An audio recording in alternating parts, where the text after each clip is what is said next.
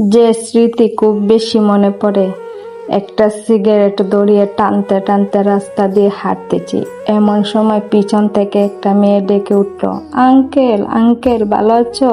মেয়েটা খুব মিষ্টি, বয়স অনুমানিক 4 কি 5। আমি দাঁড়িয়ে বললাম, হ্যাঁ মা, ভালো আছি। কিন্তু কে তুমি? আমি নিতে ক্লাস 2তে পড়ি, আমাকে চেনো কিভাবে? এই যে মা হাতে দেখিয়ে বলল তোমাকে আঙ্কেল ডাকতে। আস্তে আস্তে মিতির মা আমার সামনে আসলো। বুরকার মুখটা খুলতেই চমকে গেলাম, এত মেঘলা। ভালো আছো অবি? মেঘলা অনেক ভালো। কিরকম ভালো সে তো দেখতে আছি। হাতে সিগারেট, মাথার চুল এলোমেলো, মুখে বিষণ্ণতার চাপ। আচ্ছা অবি, জীবনটাকে একটু সুন্দর করে সাজাতে পারো না? সাজিয়েছিলাম তো, হঠাৎ একটা জ্বর এসে সব তছনছ করে দিল। মেঘলা আর কিছু বলল না। আসলে ওর বলার মতো কিছু নেই।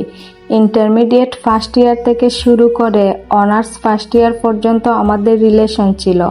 অনেক ভালোবাসতাম মেঘলাকে।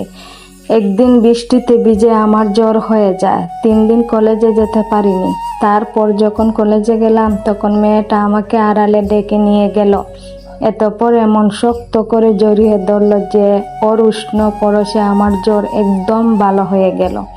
জড়িয়ে ধরে মেঘলা কাঁদতে কাঁদতে বলতে লাগলো, এই হারামি, তুমি জানো না তোমাকে না দেখলে আমি একদিনও থাকতে পারি না। সেদিন বুঝেছিলাম ভালোবাসার মানে কি। তারপর থেকে মেঘলার প্রতি আমি অসম্ভব দুর্বল হয়ে যাই।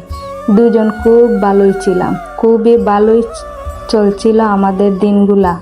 হঠাৎ একদিন খবর পেলাম মেঘলার বিয়ে ঠিক। ফোন দিলাম, মেঘলা কি শুনছি এসব? তোমার নাকি বিয়ে ঠিক? তুমি রাজি? রাজি। রাজি না হয়ে কি করব বলো?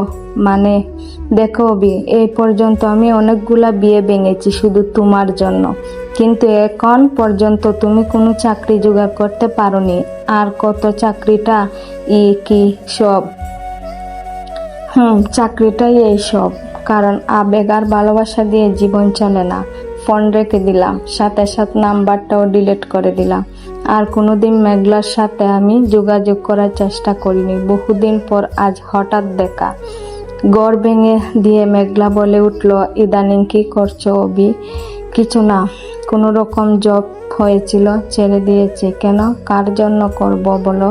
দুনিয়াতে মা বাবা বা আপন বলতে কেউ নেই। একজন মানুষকে অনেক ভালোবাসতাম, সেও আমাকে ছেড়ে চলে গেছে। এখন চাকরি দিয়ে কি হবে? কথাগুলো শুনে মেঘলার চোখে কোণে জল চলে আসলো। এমন সময় তার স্বামীর আগমন, পরিচিতি, পূর্ব শেষে বিদায়।